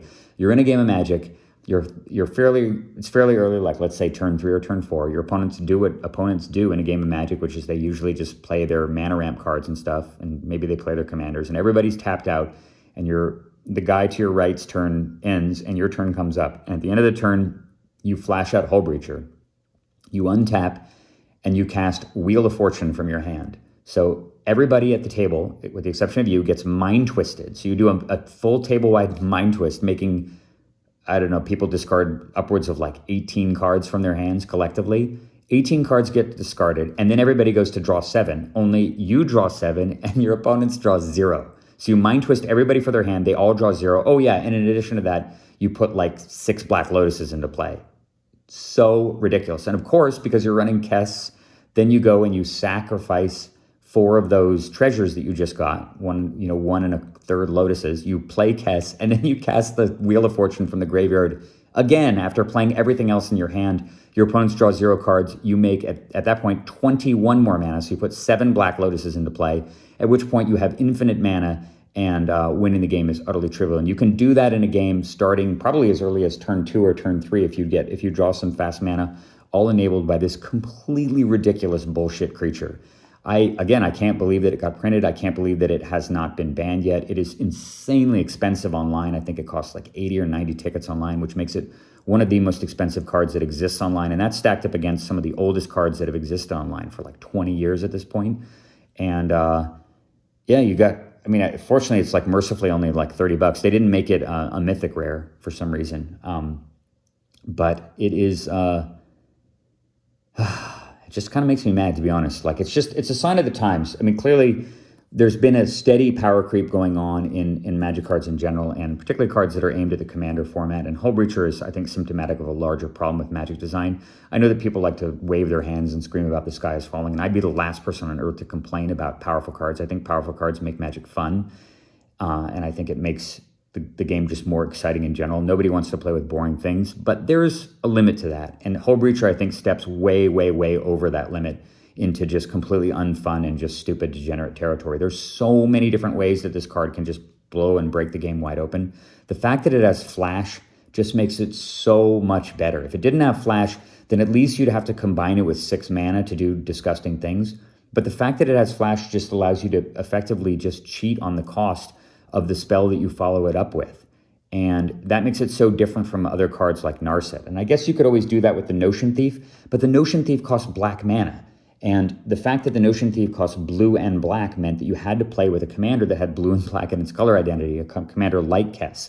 So that kept it out of lots and lots and lots of deck lists, like Nin the Pain Artist, for example. The fact that Hullbreacher is a single blue mana makes it so stupid. It's just like can go in every single deck. You would never, there's no blue deck on the planet, really, that wouldn't want to run Hullbreacher. The card is just so utterly insane. An opportunity will come up to completely blow out at least one opponent with it. And if you're running any of those wheel effects, and there's so many of them too, like Windfall and Commit to Memory and Wheel of Fortune and Time Twister and Time Spiral, and there's plenty of red cards that allow people to draw and discard. It's just like it goes on and on and on and on and on. Hullbreacher is crazy. The fact that it has Flash allows you to fetch it with Mystical Teachings as well. And I don't really know what else to say about that other than the fact that, again, if the Commander Rules Committee is listening, please ban Hullbreacher. This card is terrible for the health of the game. It's terrible for multiplayer. It's terrible for fun games. It's terrible for competitive games. It's just bad for Magic in general. And I really, really wish it hadn't been printed. But again, going with the fight fire with fire principle. If you can't beat him, you got to join him. You got to run Hullbreacher if you want to be competitive. And this is obviously a top-tier competitive deck. So this card is this sort of backbone and cornerstone of the strategy. Most of your games will come down to trying to engineer a situation where you just blow your opponent out with Hullbreacher. You'll often just be sort of playing the value game, and then an opportunity will arise relatively early when you can play the Hullbreacher and then just win the game with either Wheel of Fortune or Time Twister. And winning the game is completely trivial once you've resolved either one of those spells. In all the games that I've played, I have never come close to losing a game where I did Hullbreacher Wheel or Hullbreacher Twister. It's just impossible to lose, and particularly when you have Kess and you can immediately play the card a second time out of the graveyard. And as far as the sequencing goes, you generally want to, if you have a choice between Wheel and Twister, say with a Demonic Tutor, you want to Wheel first, because that way you get 2 wheels, and you'll often wheel into the Time Twister, a way to search it up, and then you can actually just keep going. You can go wheel, wheel, twister, twister, And somewhere in there too, you might be able to get the Mystic Sanctuary and actually put Time Twister back on top of your library after you've cast it the first time. Then you can cast it from the top of your library, or off the top by drawing it, and then cast it a third time out of the graveyard and do a total of 5 wheel effects with a Hullbreacher in play. And at that point, you're probably going to find Tezzeret the Seeker, and you're going to have about 8 million treasures in play, and your opponent will be extremely dead on the following turn. So that's the main strategy of this deck. I'm going to continue to talk about the cards, but this guy is the cornerstone, and he is the primary reason why the deck was built in the first place. Kolaghan's Command. This is another amazingly powerful modal spell. It does a lot of things you really want in the format. The 2 damage, of course, allows you to kill Hullbreacher and opposition agent. You can kill artifacts with it. You can make them discard when they usually have a card in hand. It's instant speed discard, so you can actually knock an opponent's your opponent's draw step away after they've drawn the card and before they've made it to their main step. So you can actually just essentially time walk someone with it. And because of Kess, of course, you can play it twice. And the effect from the graveyard is amazing. And the fact that it regrows a creature from the graveyard is incredible too, if your opponent is in fact able to kill your Hullbreacher. So the card is just massively flexible, kind of does everything you really want in a very cheap and elegant package. Love Kolaghan's Command in this deck. It's really, really one of the best spells. On the subject of doing abusive things with Wheel of Fortune and Time Twister, everybody's probably familiar with Narset Part of Veils by now, and has probably had the displeasure of being wheeled or twisted with Narset in play. And this is just an extra layer of redundancy, plus the deck has a million spells. So being able to play Narset and then immediately just fetch up from the top 4, the best spell in the top 4 is phenomenal. And you can usually do it twice, particularly if you have Kess in play, because she often will protect your planeswalkers. And yeah, Narset, just another auto-include in just about any deck. I'm actually not currently running Narset and Nin, and that may be wrong. My primary thought is that it's just very hard for my deck, which is almost creatureless, to defend it. But maybe that's just wrong, particularly because Narset plus Nin also gives you that same engine. It gives you the ability to just use Nin to blow their creatures up without them drawing any cards. That's pretty insane. And Narset is absolutely one of the strongest planeswalkers ever printed. And look at that. It's an uncommon. Who would have thought? All right. The counterpart to the aforementioned Hullbreacher, we have Opposition Agent. I talked about Opposition Agent quite a bit earlier. I'm just going to revisit it quickly. Basically, it has flash 3/2 for 3, and you control your opponents while they're searching your libraries. And no matter what card they search up, be it a land or any type of spell, you can play that card. It just remains in exile, and you can play it whenever you want to. You can play lands from their deck if they cracked a fetch land. Opposition Agent is so insane that you can often just win the game on the spot when your opponent tries to sacrifice a fetch land, like on turn 3. Because the tempo, the destruction of their land, and you getting an extra land, the best land from their deck, that is often decisive in and of itself. And of course, this affects every opponent in multiplayer. So as long as Opposition Agent is in play, none of your opponents can ever search for anything. And a lot of the time, you'll catch people without any answer to it. And because the creature prevents your opponents from ever searching, they can't search up a way to deal with it either. So I find that actually, when these two cards were initially spoiled, the Breacher and Opposition Agent, I actually thought that they were kind of close in power level. Having played a bunch, I would say that Hullbreacher is orders of magnitude stronger than Opposition Agent, because in terms of what people do in Commander, they do a lot of searching, but everybody does extra card drawing because it's just so fun. It's more fun generally than searching for stuff. So the Hullbreacher is incredibly oppressive for that component of the game. The Opposition of the Agent prevents your opponents from ever drawing their way out of situations. It's just a disgusting, broken card also in the same vein as the Hullbreacher. Should also be banned, in my opinion. This card has no business being in Commander. But I'm going to continue to use it and abuse people with it as long as it is legal. And it is another one of the Kess backbone cards. Super insane. The fact that it has Flash 2 allows you to often flash it out at the end of the turn and kill one of their planeswalkers as well. Just totally sick card. And one of the strongest creatures ever printed. Maybe the strongest creature ever printed in black. Oops, got a little spell there. And on the subject of power creep and amazing 3-mana creatures, we've got the Spellseeker, which of course is another card that just helps you knit together all of the combos in the deck. I'd say the most common targets for Spellseeker are probably Mana Drain and Demonic Tutor. So Spellseeker in an indirect way can allow you to go get any other card in the deck. You can also go get removal like Lightning Bolt with it. You can get Mind Twist with it. You can get Cyclonic Rift. It's just incredibly flexible tutor effect. And having a 1/1 little Dork in play is often nice too, because it can help block and blunt damage. Super awesome blue card. This guy's in pretty much all good blue decks. All right, Time Twister, another insane card from Alpha. that it's very interesting, actually. I don't know how many of the people watching this video have been paying attention to the secondary market, which of course has exploded on reserve list cards in the tail end of 2020 and the beginning of 2021. And of all the cards that have seen a crazy ascension in value, none have increased as much in value as Time Twister. And I've actually talked to a lot of people, friends of mine who play a lot of old school, who have been shaking their heads, or I should say scratching their heads, trying to wonder, why the hell is Time Twister so expensive now? It's superseded, well, Time Walk and Ancestral and all the Moxes as being the second most expensive card in the entire game, second only to Black Lotus. And the price just keeps going up and up and up, and none of these guys could figure out what the hell was going on with it, because even though Time Twister is regarded as being part of the Power 9, in my opinion, it actually has never deserved that distinction, given the fact that it isn't really universally played, and the ability is symmetric, and in some cases it can be very hard to actually leverage Time Twister into an advantage the way that you can kind of automatically do that with Time Walk and Ancestral Recall, which are just universally good, and of course the Moxes and so on. But the fact that Time Twister isn't an auto-include in lots of decks, I'm not actually running it in the main deck or the sideboard of my current old school control deck. In fact, none of my old school control decks run this card anymore. But of course, the reason why Time Twister is so incredibly expensive now is because, one, it's legal in Commander, and two, you can win the game if you have a Time Twister with a Hull Breacher in play. That is, in my opinion, the primary reason why Time Twister is now utterly insanely expensive. This is an Alpha Time Twister, which I think is in good condition. This card is retailing for like $30,000 or more now. Completely insane. Like, what the hell happened? I have this old, like, raggedy, beat up Unlimited Time Twister that's kind of been moldering in my binder for ages that now is worth thousands of dollars. It's nuts.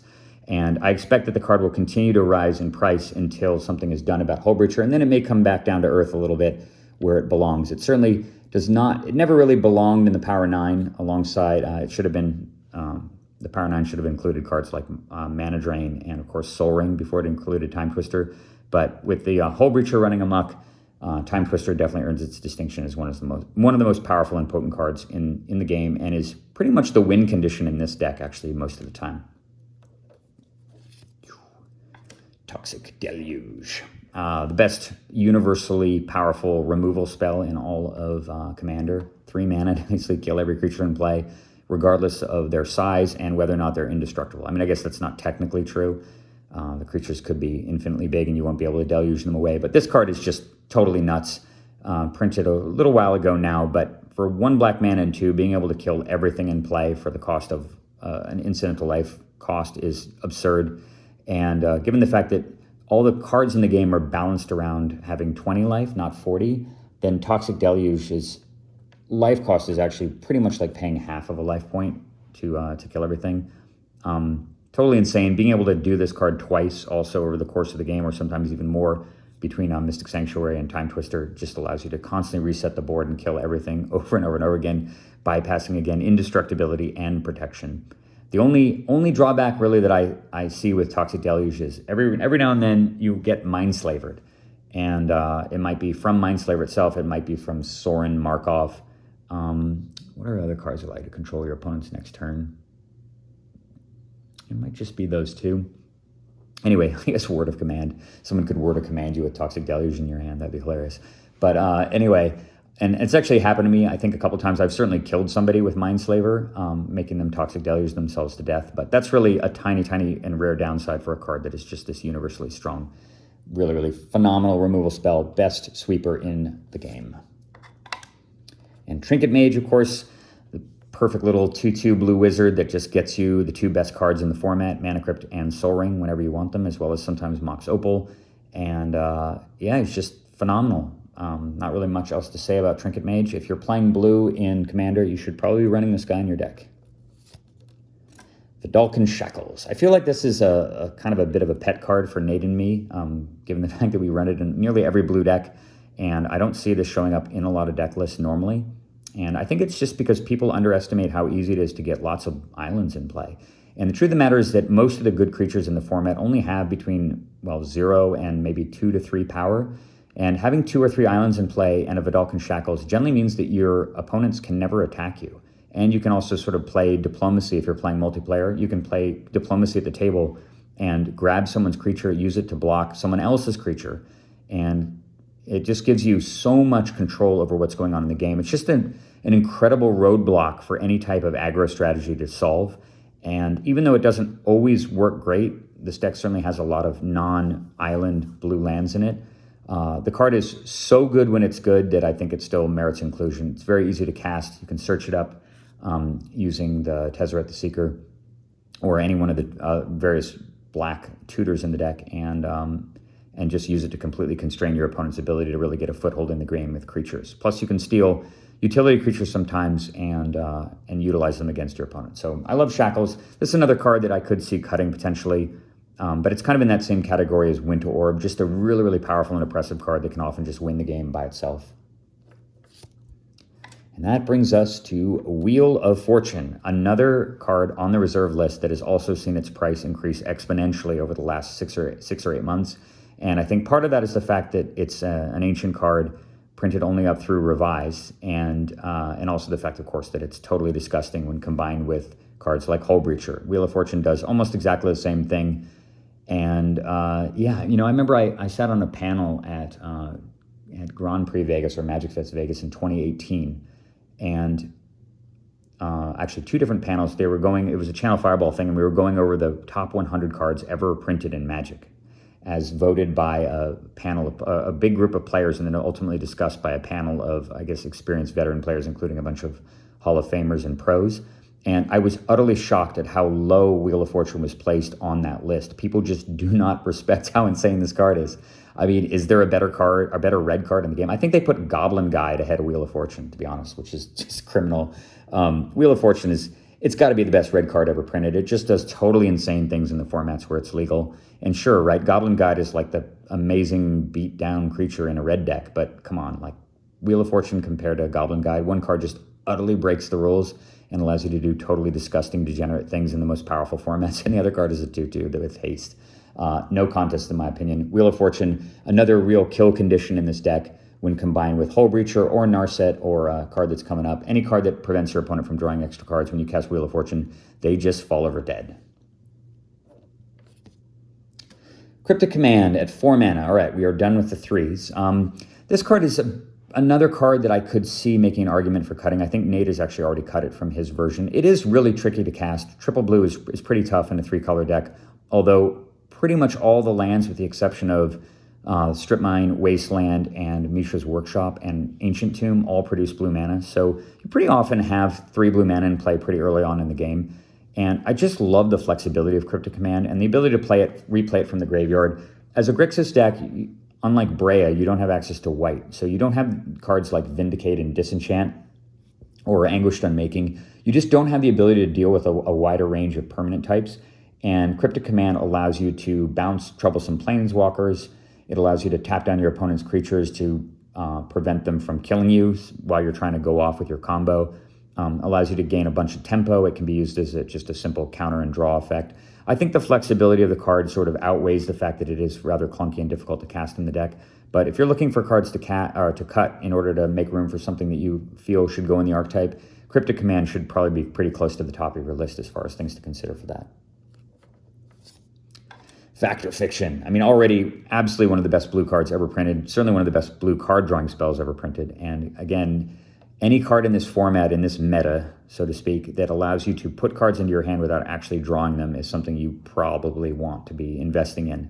And Fact or Fiction does that. And of course, with Kess, casting Fact or Fiction from the graveyard feels so unfair. It's just ridiculous. +3 hand sizes, basically instant speed tidings, although I guess it's not instant because you have to play it at sorcery speed. But being able to put 3 of the top 5 cards in your library into your hand from the graveyard for 4 mana, utterly broken. I tutor for this card all the time, particularly with Mystical Teachings by mid-game. And it's also a really, really good target for to get with Merchant Scroll when you need emergency card drawing and you have a fair amount of mana available. It'll usually win you the game, honestly, just a single cast of it. And obviously, if you play it from the graveyard, you're almost certainly going to win the game at that point. Love Fact or Fiction. It's been one of my favorite blue cards since it was printed. Fire Ice, I love this card. Another card in that same category of instant speed spells costing 2 or less that kill off Hullbreacher and Opposition Agent. So if I would probably run the card already just because of its flexibility, but the presence of those 2 creatures in the format really pushes this card to the top.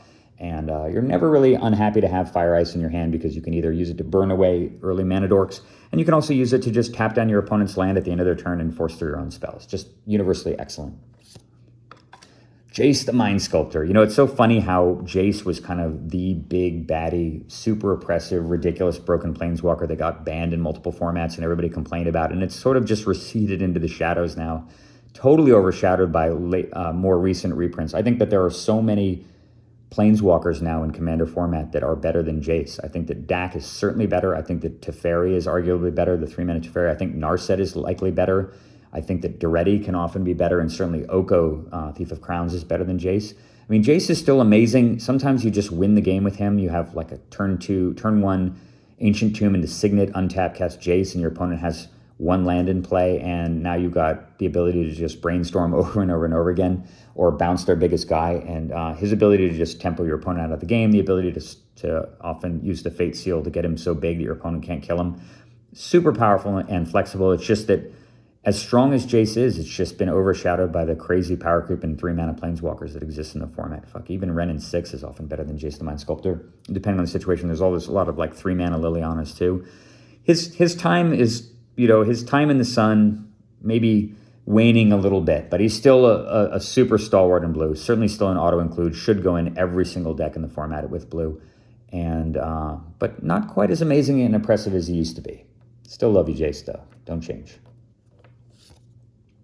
All right, Mystical Teachings. That's another pet card of mine and Nate's that we play with all the time. Any deck really with access to black and blue, and certainly in Brea. I love this card's ability to just knit together all the different combos in the deck, and it is so much better in this version of Kess because those two insane bullshit creatures have flash on them. So you can use Mystical Teachings to fetch Hull Breacher, and then you can use the flashback ability, and keep in mind you can cast it for its regular cost using Kess too, so you don't have to pay the 6 mana cost, although that is of course at instant speed. But you can use the other part of Mystical Teachings to go get Vampiric Tutor, and then cast Vampiric Tutor to go get Wheel of Fortune or Time Twister to win the game. So Mystical Teachings all by itself allows you to put the 2-card combo together and just blow your opponent out and win the game on the spot. And of course, it allows you to go get Mana Drain. It allows you to get, plenty of other things. It allows you to go get Cyclonic Rift. It allows you to get Bolt, anything you might need to go and burn away a creature. And just universally powerful, allow you to go even get Cryptic Command or something. Super powerful card, woefully underplayed in my opinion, and surprisingly a common. Look how complicated this card is for a common. It's got like flashback and searching and stuff. Pretty remarkable card design from a long time ago. All right, Notion Thief. More redundancy in the oppress your opponent's ability to draw. Notion Thief, of course, has been around for a while and hasn't actually seen a ton of play. I haven't really seen this card played much outside of really casual decks. I think I run Notion Thief in my budget blue-black Dralnu deck just because it's kind of at a loss for really powerful effects. So it's been around for ages, but as I mentioned before, what's really constrained Notion Thief is the fact that it has black mana in the casting cost. And if you have black mana in the casting cost, obviously you're playing blue in many, many good commander decks, but you got to play black too, which means that really constrains the options that you have available. You can't play, you can't play like a blue, green, red commander and run Notion Thief in your deck. You have to run black. And there are a lot of good commanders that have black in their color identity. Obviously, Zur, Oloro, Brea, and I could go on. But there's plenty of great commanders that don't have black, that use blue, and would really love to run the card, but can't. And of course, Kess, by nature of being Grixis, is happy to run Notion Thief, and it goes right in line with the planned combo of Wheeling and Time Twisting. Now, there's an interesting thing that happens. If you have Notion Thief in play, and you have Hull Breacher in play, whenever your opponent, and I've had this actually happen online and confused the hell out of my opponents.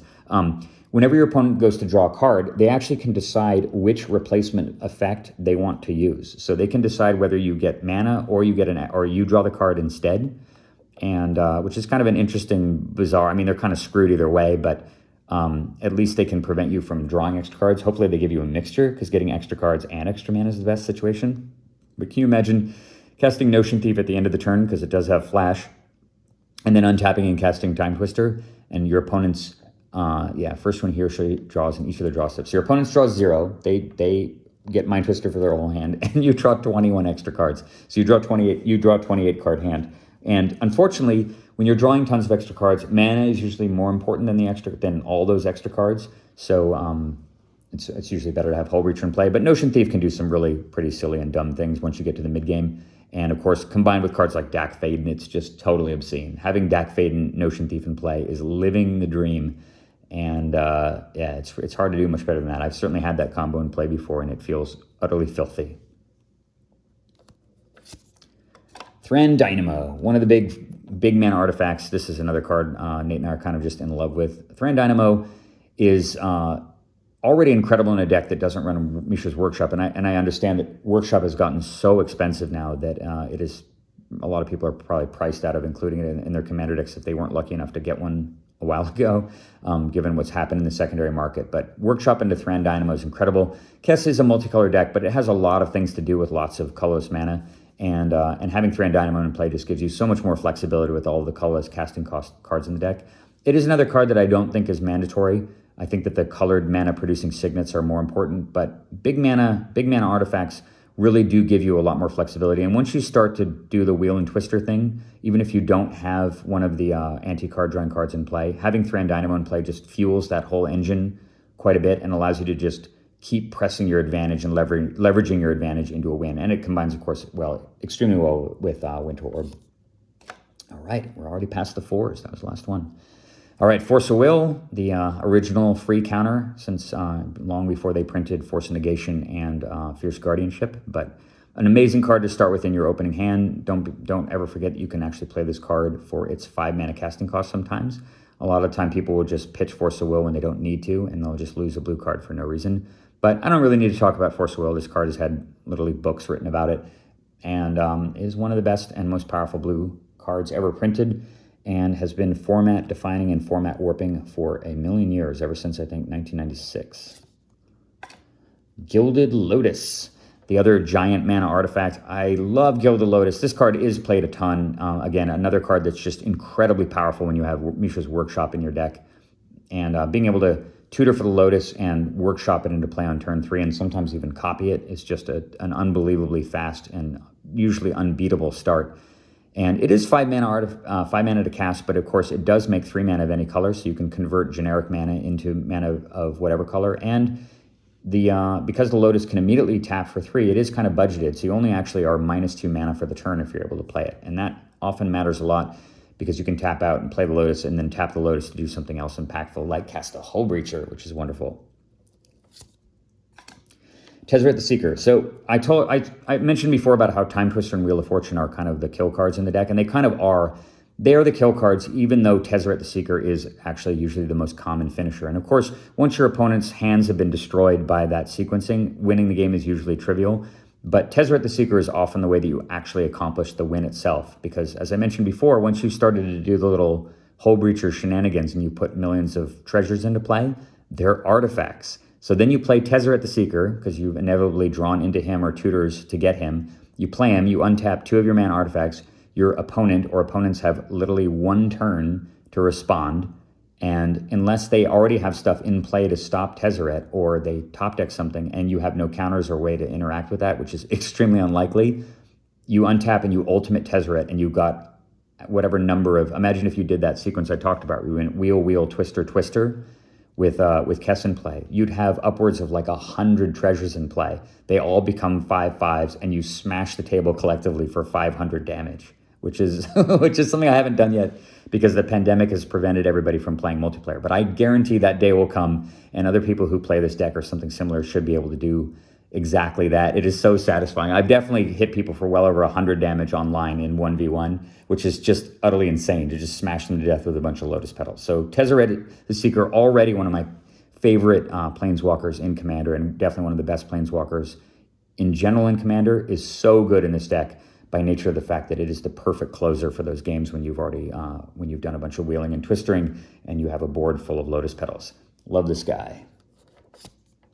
Treachery. I think Nate has actually cut Treachery from the deck. I think that he was just playing against a bunch of really linear and streamlined strategies with a lot of cheap counterspells that made Treachery hard to use. But I think the card is just so universally useful and powerful. I've talked about it in plenty of my other videos that I think it's still worth using. It's kind of like a get-out-of-jail-free card. Treachery can just show up and bail you out of a really terrible situation, and being able and giving you the ability to steal your opponent's commander and hold on to it while untapping all your land to prevent your opponent from getting it back is just tremendously powerful.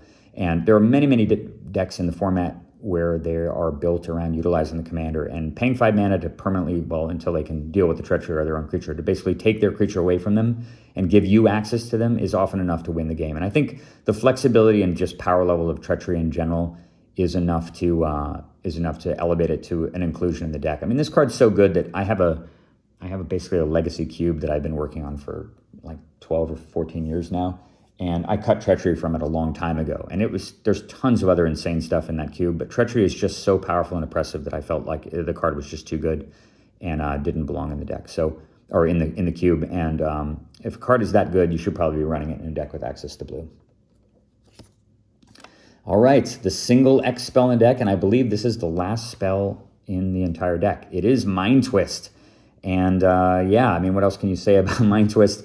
One of the most powerful black spells ever created, another totally insane, oppressive card, and made only more crazy by access to all the tutors and all the ways to prevent your opponents from drawing cards to get back into the game after you've Mind Twisted them. If you Mind Twist your opponent and you've got anything like Narset or Notion Thief or the Hull Breacher in play or Opposition Agent, your opponent's ability to actually get back into the game is basically zero.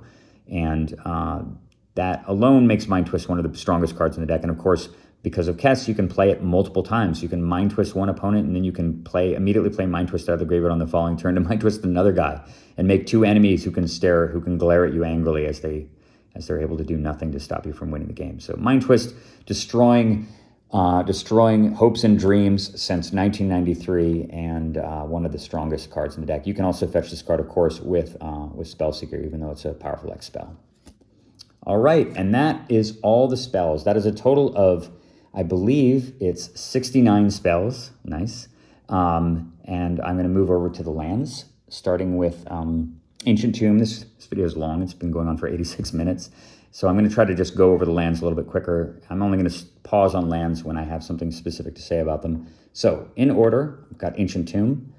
Just automatic include in pretty much any deck in Commander, in my opinion. It does deal 2 damage to you, but the card's balanced around having 20 life. So taking 2 damage and taking effectively 1 damage to make 2 mana is insane. It allows you to cast Signets and stuff on turn 1 and just ramp into Kess and other naughty things that much quicker. Arid Mesa, first of the fetch lands, allows you to fetch anything with red in the color identity. So that's any of the Steam Vents or Badlands equivalent. Speaking of Badlands, there is a Alpha Badlands. One of the best artworks ever from Rob Alexander. Bloodstained Mire, again, fetching black or red. Cavern of Souls. Yeah, this card is super, super important, I think, in this deck. I don't run Cavern of Souls in all of my Commander decks. Certainly, I don't run it in decks that have really cheap commanders like the Nin the Pain Artist deck because the deck is so color hungry. But getting Kess in play is so important, and having Cavern of Souls in your deck just gives you the ability to have that tool against decks that run tons and tons of counterspells. And a lot of the best decks tend to run lots of counterspells. It really puts your opponent in a bind when you go turn 1 Imperial Seal or end of their turn you cast a Vampiric Tutor, and they're thinking, oh, well, I'm just going to counter whatever it is my opponent does. And then you go get Cavern of Souls, untap, play the Cavern, and then you cast Kess, and they can't do anything to stop it. And they're staring at a handful of counterspells while you start playing all of these ridiculous things from your graveyard, and they just fall over dead. So card's totally amazing. Obviously, anybody who's tried to use blue to stop things to stop commanders specifically in the format has, I'm sure, been very frustrated by how good Cavern of Souls really is. It can just change the game in a way that many decks are not designed to account for. There's a City of Brass. Of course, deals 1 damage to you, but allows you to get access to all your colors. That's an auto-include. It's like here's Command Tower, just a strict upgrade to City of Brass. Don't need to say anything about that. Here's Drowned Catacomb, and I'm running, I think this is the only check land that I'm running in the deck. But it runs a gazillion island and swamp equivalents. So coming to play untapped, unless it's the only land you have in your opening hand or alongside, like a Wasteland or something, of course, you can just play it tapped on turn 1. You don't always have to do something. But most of the time, I'd say a good 85, 90% of the time you play Drowned Catacomb. It's just interchangeable with an Underground Sea. You just can't fetch it. And speaking of interchangeable with Underground Sea, here is one of the friendly color fetchables. So there's a million choices for these now. There's Fetid Pools. I think it's something Heath. Is that right? I don't know. I don't remember the name of the other one, but there is one that comes into play untapped if you control basic lands, like 2 basic lands. And so I think you have a total of 4 fetchable friendly color Underground Sea equivalents. This one has cycling, though. It always comes into play tapped, but a lot of the time when you're fetching fetid pools, you're just going to be getting it with a fetch land on turn 1 anyway, and you don't care that it's coming into play untapped, and or that it's coming into play tapped. And of course, you can cycle it in a pinch. Don't ever forget about that these lands have cycling. And I think that elevates it. Well, I mean, obviously it elevates it over the other one, because the other one needs to check for basic lands, and I do not have 2 basic lands in the deck, so that other land is never coming into play untapped anyway, and it doesn't have cycling. So fetid pools is just better. This deck's primary colors are blue and black, so I'm just running another fetchable blue-black source to smooth out my mana, and of course it also makes the Vidalcan Shackles a little bit better.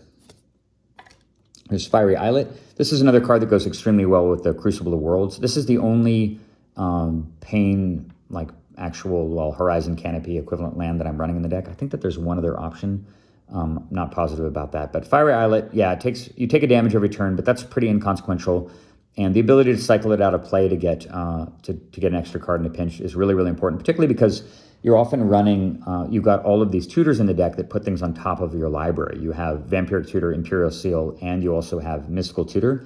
And Fiery Islet allows you to get those right away. So if you have Fiery Islet in play and you go, I'm going to Imperial Seal out of the graveyard using Kess to go get my Twister or my Hull Breacher, and then I'm going to sack Fiery Islet to draw a card immediately, put it into my hand, and go off.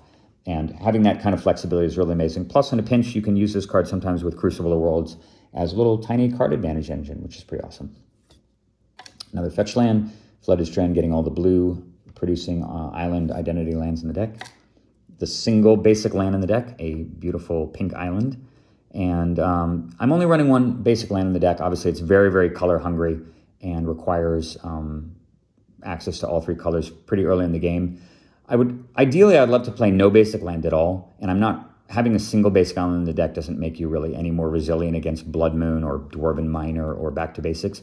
But having an island in the deck actually does help you against 2 cards that people play quite a bit, and that's Path to Exile and also Assassin's Trophy, which allow you to search your life, kill one of your permanents, a creature, or one of your actual permanents, and allows you to search up a basic land from your deck and put it directly into play. And I think having 1 basic land in the deck is really important because it feels, I guess there's Ghost Quarter as well, it feels really terrible to have your opponent cast Path to Exile on your Kess, and you kind of just frown and go, I wish I had a basic land in my deck so I could just replay Kess, and it wouldn't matter. So having a basic island in the deck I think is really important for that reason. I definitely recommend playing at least 1, maybe even 2 if you can find an excuse for it. And if I was running a second basic land, it would definitely be a second island. Mana Confluence, just another copy of City of Brass. There's Marsh Flats to go get Swamp Identity fetchables. And then that brings us to Mishra's Workshop. The mighty Mishra's Workshop, which has been slowly ascending in value for years. It's been unrestricted in Vintage forever. It's unrestricted in some old school formats, although I don't think it's a particularly good card in old school by nature of the fact that there just aren't very many good artifacts to play yet. But Workshop's incredibly powerful in formats, in more contemporary formats where it's legal, obviously Stacks or whatever being one of the most powerful archetypes in modern Vintage. And in this deck, the Workshop is phenomenal, even if I'm not running an Expedition map to go get it. But being able to cast things like Crucible of Worlds early in the game, casting the Vidalcan Shackles practically for free, casting the Coalition Relic, and of course casting both Thran Dynamo and Gilded Lotus. And Workshop just makes gross draws that much more gross. You can often just tutor for Workshop and just slam Gilded Lotus and have access to counter magic to protect it. And the flexibility of the card more than outweighs the fact that it only produces generic mana to cast artifacts. I think the card's insanely strong. Definitely one of the most powerful lands ever printed. Definitely one of the most powerful lands in Commander in general. And an auto include in this deck, no brainer at all. It just costs $1 billion now. Misty Rainforest, of course, fetches blue identity lands, and then Mystic Sanctuary, one of the most incredibly cool cards that's been printed in the last few years. It's so cool that it's an island, so it's fetchable from all the fetches, and it says specifically that if it enters the battlefield and you control at least three other islands, the Mystic Sanctuary comes into play untapped. And if it enters the battlefield untapped, you get to take any instant or sorcery from your graveyard and put it back on top of your library. So this allows you to sort of bypass the one-shot nature of a lot of the cards So you can actually play them again a second time without having to exile them to Kess. And that can allow you to, for example, regrow your Time Twister and cast it a second time without having to exile it out of the game, so you get no more uses to it. Interesting thing about Mystic Sanctuary is that even if you have more than 3 islands in play, if something is in play that causes lands to enter the battlefield tapped, like Kismet, for example, or the Thalia, the Heretic of Cathar, I think is what it's called, the 3/2 first striker that makes non-basic lands enter the battlefield tapped, you won't actually trigger the Mystic Sanctuary, which is kind of an interesting thing, even if you have more than 3 islands in play. So don't forget about that. It actually has to enter the battlefield untapped in order to trigger the ability. But it's just an all-around amazing card. And the presence of this card in your deck actually means that you have to be a little bit more judicious about how you use your fetch lands. And often I like to use my fetch lands early in order to thin my deck of lands in general. Sometimes it's good to keep one around because you might have a desire to reshuffle off something like a Brainstorm or a Jace the Mind Sculptor activation. But because of Mystic Sanctuary, you have the ability to often, at the end of your opponent's turn, you sacrifice something like the Misty Rainforest, you put Mystic Sanctuary directly into play, and you regrow an instant or sorcery from the graveyard and put it right back on top of your library at instant speed. So always be looking for opportunities to do that. That can often be instrumental. I wish I had some easy way, if there was something in the deck that would allow me to, well, I guess I have Cryptic Command. So you could actually set up a loop where you could Time Twister forever, conceivably, because you could play Mystic Sanctuary and put Time Twister back on top of your library, cast it, and then use Cryptic Command to return the Sanctuary back to your hand, replay it again to put the Time Twister back on top of your library, and continue that loop in an emergency. I can't imagine that situation would arise very often, but it would potentially give you the ability to recur the deck infinitely. And just an all-around amazing card. It costs so little to run it in the deck, and the fact that it's fetchable just makes it wonderful. One of my favorite cards printed in the last probably 4 or 5 years. Polluted Delta, one of the best fetches in the deck, gets both blue and black, so that's basically all of the good fetchable lands are retrievable with this one. And Scalding Tarn, same thing, gets all of the blue, black, and red duels. Shivan Reef is one of the pain lands that I'm running. So, of course, because this deck is so color hungry, and it's very, very important you get access to all of your Kess colors early, I'm more than happy to run the old clunky pain lands, the original series of pain lands. I think this one's from Invasion, printed 20 years ago. It's crazy. Yeah, Shivan Reef, definitely worth using. Of course, it makes generic mana, so you don't always have to take damage from it, but you're more than happy to take damage in order to get access to blue and red. Steam Vents, Volcanic Island equivalent. Strip Mine, of course, another universal include in all of Commander decks, pretty much. You should pretty much run this card unless your play group has weird rules against that consider land destruction to be unsportsmanlike. But of course, this is one of the primary reasons why Crucible of Worlds is in the deck. With all those tutors and ways to get tutors, it's quite easy to knit together the Strip Mine Crucible lock and get it going as early as like turn 2 or turn 3. And that's another reason why the Workshop is really, really good in the deck, because you can play the Crucible right away on like turn 1, and then you can play Strip Mine turn 2 and just kill them, basically. Just kill every land that they ever play. If that's the kind of game you enjoy, and that's certainly the kind of game that Nate and I enjoy, and plenty of other people that are a fan of Tier 1 decks. So Strip Mine's just awesome. Play it, love it. Sulphur Falls, the other check land, along with the Drowned Catacomb, to checking blue, islands and mountains. And there are a little bit fewer mountains in the deck compared to islands. So this card is not quite as good as the Drowned Catacomb, but still more than worth using. And given how color hungry the deck is, I think you have to run it. There's Underground River, another Ice Age pain land to go alongside the Shivan Reef. Again, I'm running it for the same reason. The deck's primary colors are blue and black, and you really, really just need to get access to both of those, even if it costs a little bit of life.